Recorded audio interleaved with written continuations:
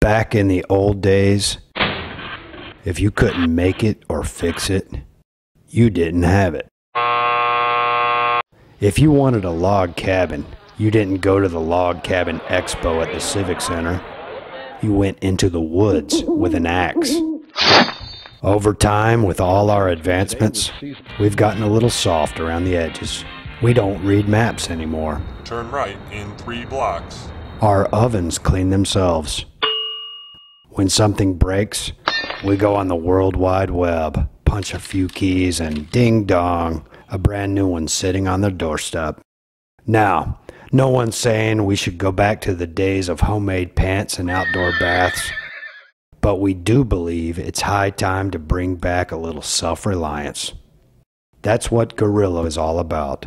With our products and a little elbow grease, there's nothing we can't build, create, or repair. Let's fix what we break, instead of calling a guy named Bob who comes over with a tool belt and upsets the family pet. Let's refuse to be intimidated by big projects, even if they do involve plumbing codes which are completely foreign to us. Let's make old broken stuff as good as old again. For Mother's Day, let's build our mothers an end table or possibly a hope chest that we made with our own 2 hands, instead of giving her a generic card and a box of lavender bath beads. Let's teach our kids the values of respecting their belongings and the skills to fix them when they break. Let's turn off our TVs and our Blackberries and get to know our garages and basements again. Let's turn on our imagination.